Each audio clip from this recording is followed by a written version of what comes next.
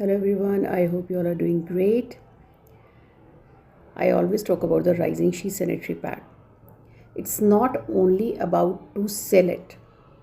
It's about to educate the female sector. It's about to convey the information about the sanitary pad, about the hygiene, about the health of the females.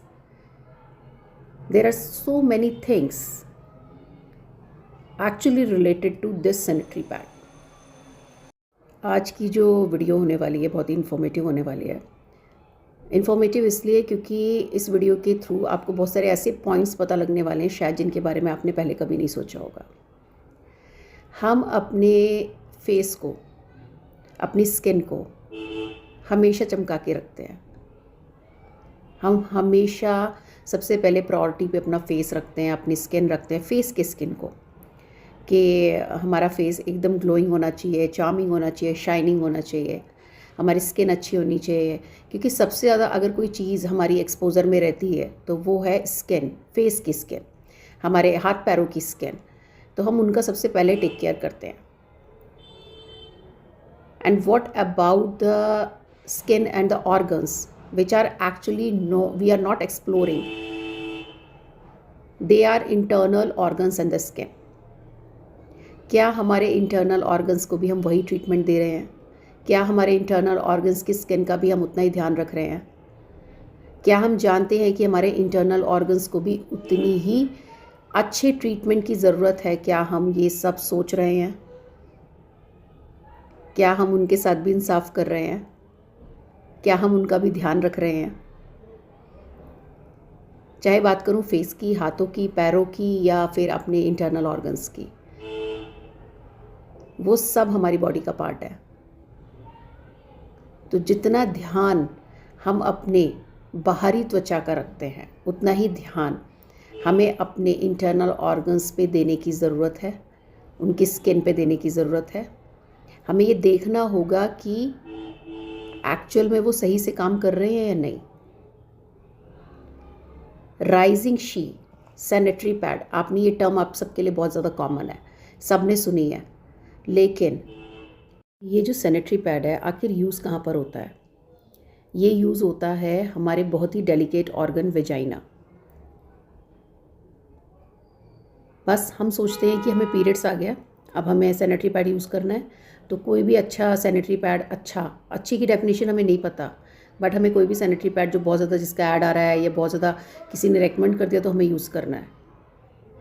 और शायद कोई इसके बारे में अगर आपको informative video मिल रही है तो आप उसे स्क्रॉल भी करके ऊपर कर देते हैं। क्या ही सुनना है इसके बारे में, क्योंकि ये इतना इम्पॉर्टेंट आप इसको समझते नहीं हैं। और जो फीमेल्स इसको इम्पॉर्टेंट समझती हैं वो इसके बारे में सुनना और इन्फॉर्मेशन लेना भी पसंद करती हैं। जब भी मैं कोई भी इन्फॉर्मेटिव वीडियो शेयर करती हूँ तो उसके लिए मुझे बहुत ज़्यादा सोचना नहीं होता, क्योंकि being an female I can understand the pain, the physical pain we suffer during the periods time.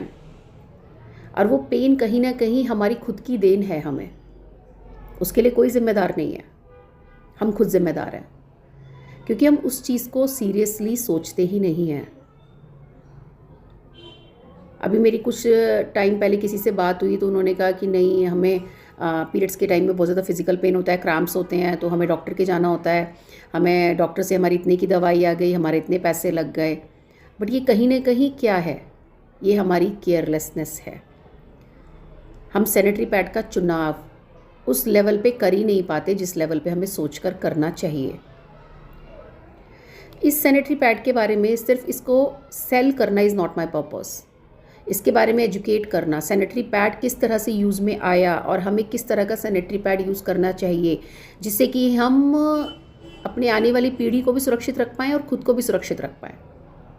At least जो दवाइयाँ खाकर हम अपने फिज़िकल पेन और क्रैम्प्स को, तो सुनिए और ज़्यादा से ज़्यादा अपने को एजुकेट करिए इसके बारे में कि हमें सैनिटरी पैड सिर्फ एक सैनिटरी पैड समझ के नहीं लगाना है। हम अपने महीने के 4 से 5 दिन इस सैनिटरी पैड को उस डेलिकेट ऑर्गन के साथ कांटेक्ट में रखते हैं, तो हमें वेंटिलेशन चाहिए उस ऑर्गन में, जिस ऑर्गन को हम कभी कभी इंटीमेट वॉश के साथ भी साफ़ करते हैं, लेकिन हमें कोई इंटीमेट वॉश की ज़रूरत नहीं होती है, क्योंकि only with regular water we can clean our vagina. मैंने बहुत सारे वीडियोस देखे, बहुत सारे लोगों को सुना, तो उन सबका यही कहना है कि इंटीमेट वॉश नाम की कोई चीज़ ही नहीं होती है। ये बस हमारे दिमाग की सोच है कि हमें इन्फेक्शन हो गया है तो हमें अपना पीएच बैलेंस करना है। वेजाइना खुद अपना पीएच बैलेंस कर लेती है, उसमें गुड बैक्टीरियाज होते हैं, तो हमें आगे से उसको कुछ लगाने की, अंदर से वॉश करने की ज़रूरत नहीं है। बस हम उसको अंदर से रेगुलर एकदम फ्रेश वाटर से वॉश करें, दैट इज़ गुड इनफ। और जो हम सैनिटरी पैड लगा रहे हैं उसमें वेंटिलेशन होना चाहिए, एयर पास होनी चाहिए, स्वेटिंग नहीं होनी चाहिए, और जो इन्फेक्शन हमें बैक्टीरियल फ्लो से होता है वो नहीं होना चाहिए। तो हमें इन सब बातों को फोकस करके, ध्यान में रख के सैनिटरी पैड को चूज़ करना चाहिए।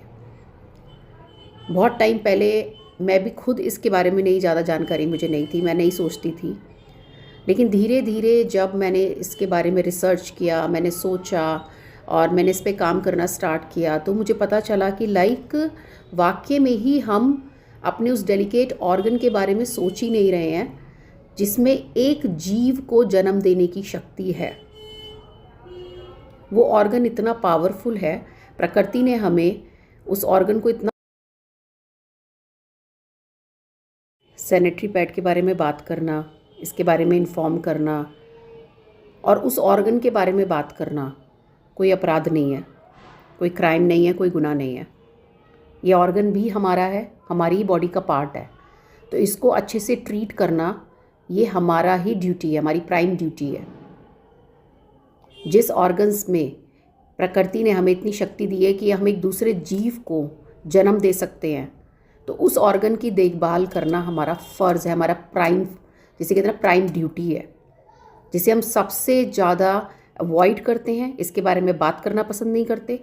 हम लोग ओपन नहीं हैं, कोई बात करना चाहता है तो भी हम स्किप करते हैं कि नहीं नहीं चलो बाद में बात कर लेंगे। तभी शायद हम इतनी सारी परेशानियों को आज झेल रहे हैं। अगर हम अवेयर होंगे, हम एजुकेट होंगे इसके बारे में, तो शायद हमें इतनी परेशानियों का सामना नहीं करना पड़ेगा। मैं ये नहीं कह रही हूँ कि आप सिर्फ राइजिंग शी की तरफ जाएं, नहीं, आप पहले अब इस चीज़ को समझिए, इस चीज़ के सॉल्यूशन को समझिए, how we have to treat it. जब तक आप ये नहीं समझेंगे, आप सही सैनिटरी पैड का चुनाव नहीं कर पाएंगे।